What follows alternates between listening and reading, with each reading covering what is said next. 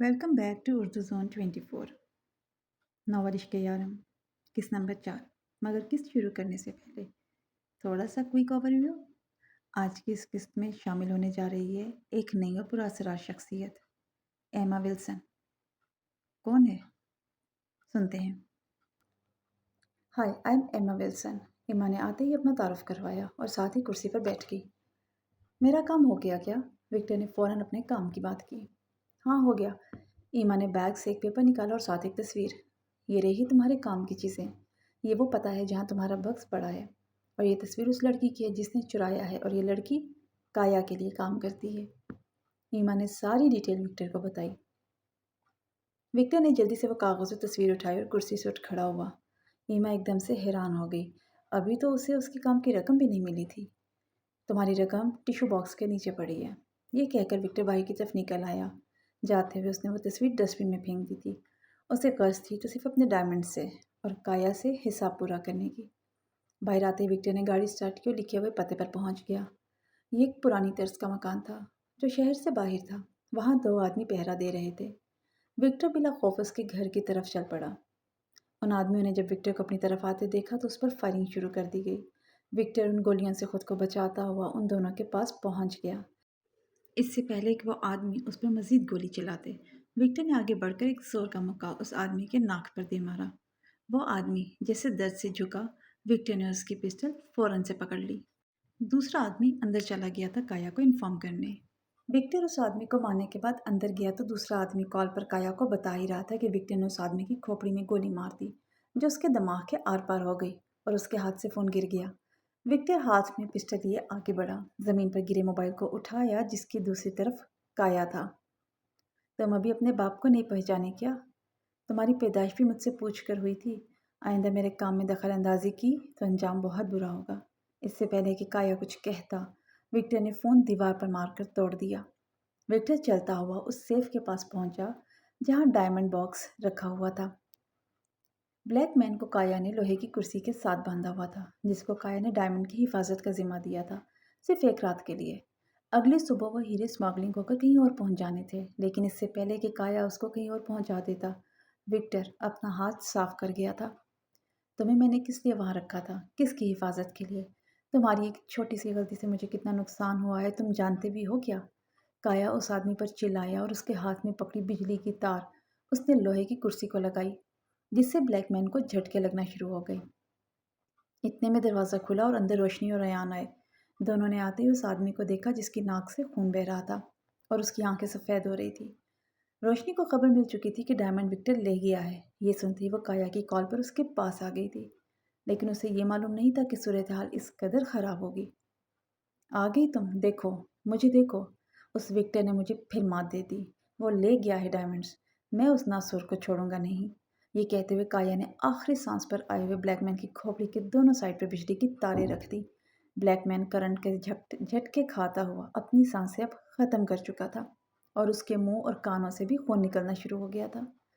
ये सब देखते हुए रोशनी का गला खुश्क हो रहा था। वह समझ गई थी कि इस वक्त काया पागल हो गया।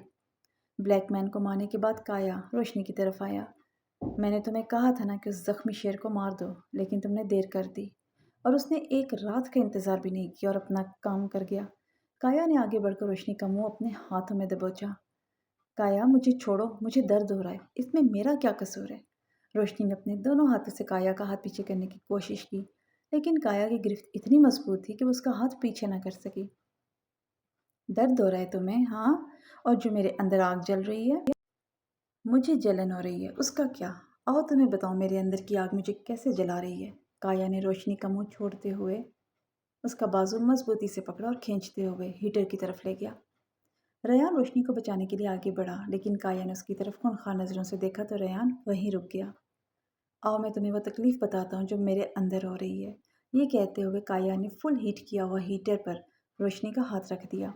रोशनी दर्द से चिल्ला उठी। करो, महसूस करो ये तकलीफ़। कुछ भी नहीं है जो तुमने मुझे दी है। विक्टर को एक रात का टाइम तुमने दिया है। मैंने कहा था कि मार दो उसे। काया बोलता जा रहा था और रोशनी का हाथ हीटर पर जल रहा था। रयान से ये सब नहीं देखा गया और वो तेज़ रफ्तारी से रोशनी को बचाने के लिए आगे आया।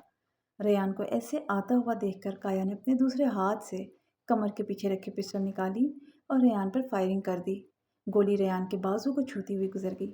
रेयान ने फिर हिम्मत की और बाजू पर लगे गोली को नज़रअंदाज करते हुए आगे की तरफ बढ़ा। जब काया ने देखा कि रेयान रुका नहीं है, उसने एक गोली और उसकी टांग पर चला दी। रेयान वहीं ज़मीन पर गिर पड़ा। रोशनी दर्द से चिल्ला रही थी। उसका हलक खुश्क हो रहा था। वो ठंडी पड़ रही थी।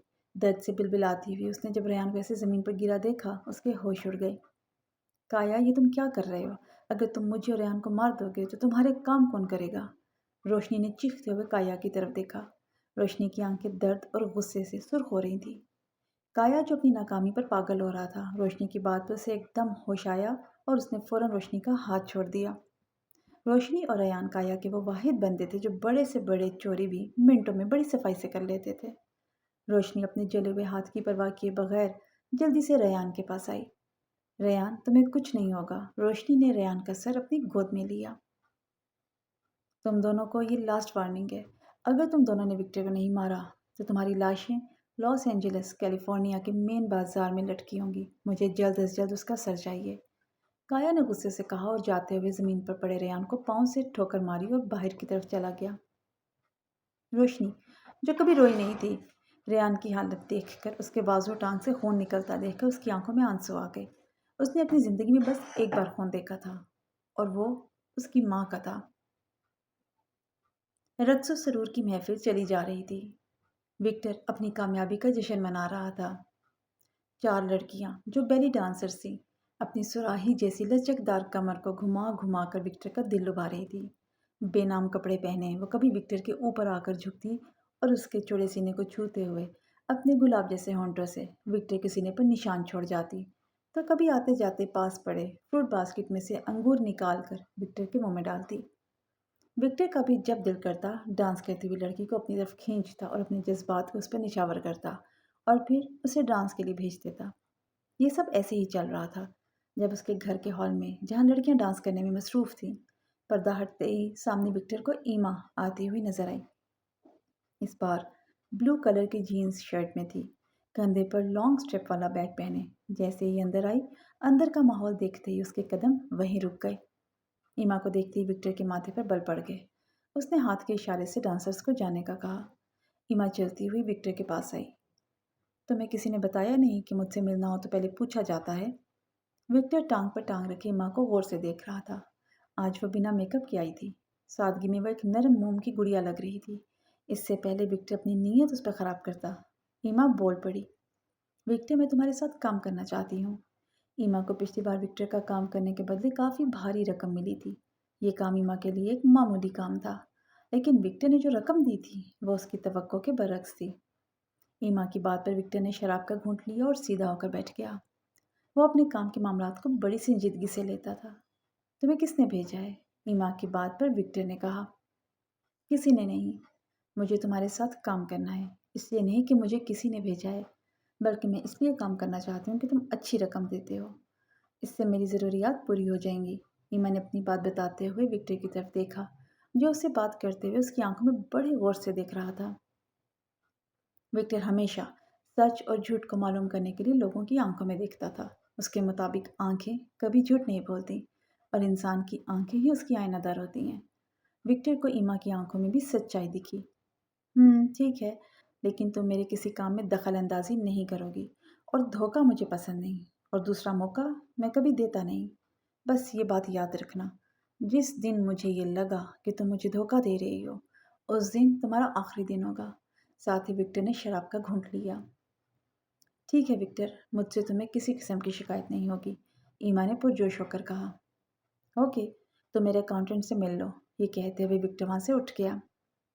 ईमा बहुत खुश थी कि उसे छोटे छोटे कामों का बड़ा मुआवजा मिलेगा, लेकिन वो इस बात से अनजान थी कि उसने अपने हाथों से ही अपनी कब्र खोदना शुरू कर दी है। विक्टर ने रोशनी के नरम हाथों को मजबूती से पकड़ा हुआ था। रोशनी विक्टर को मारने जब उसके घर आई तो कैमरे से विक्टर पहले ही रोशनी को आता हुआ देख चुका था। उसने बेड पर तकिए रखकर खुद दरवाजे के पीछे छुप गया। रोशनी जैसे ही अंदर आई, उसने बेड पर विक्टर को लेटे देखा तो जल्दी से चाकू निकालकर न जाने कितने वार कर दिए, लेकिन वहां खून निकलने की बजाय रुई उड़ना शुरू हो गई। रोशनी एकदम घबरा गई। उसने अपने पीछे सांसों की आवाज़ सुनी। जो उसकी गर्दन के बिल्कुल पास से आ रही थी और किसी ने आहिस्ता से उसकी गर्दन को चूमा था। रोशनी घबराहट से फौरन मुड़ी तो उसके सामने विक्टर खड़ा था। रोशनी के डर से उसकी सांसें रुक गईं। वो उल्टे पांव चलते हुए दीवार के साथ लग गई। विक्टर भी कदम बढ़ाते हुए उसके पास आ रहा था। दीवार के साथ लगी रोशनी के इतनी सर्दी में भी पसीने छूट रहे थे। क्या खूबसूरती है। सोच रहा हूँ कि तुम्हें मारने से पहले क्यों न इस खूबसूरती का फ़ायदा उठाया जाए। विक्टर ने रोशनी की गर्दन पर हाथ रखते हुए आहिस्ता आहिस्ता उसके सीने की तरफ लेकर जा रहा था। रोशनी को समझ नहीं आ रही थी कि वो क्या करे। चाकू उसके हाथ से पहले ही गिर चुका था। विक्टर ने अपने एक हाथ में रोशनी के दोनों हाथों को पकड़कर दीवार के साथ लगाया हुआ था। 5 फुट 6 इंच की ऊंचे कद वाली रोशनी विक्टर की चौड़ी जिसामत के आगे छुप गई थी। विक्टर अपने होंठ रोशनी के होंठों के करीब ला रहा था कि रोशनी बोल पड़ी, प्लीज़ ऐसा ना करो, मुझसे गलती हो गई। अभी रोशनी बोरा बोल भी नहीं पाई थी कि उसके मुंह से जोर की चीख निकली। विक्टर के दूसरे हाथ में पकड़ा चाकू रोशनी के दिल के आर पार हो चुका था और रोशनी की चीख से पूरा कमरा गूंज उठा। जी तो मेरे प्यारे सब्सक्राइबर्स और मेरे प्यारे प्यारे लिसनर्स, आपको क्या लगता है रोशनी इतनी जल्दी विक्टर के कहर का शिकार इतनी आसानी से हो जाएगी? ये सब जानने के लिए अगली किस्त का इंतज़ार कीजिए।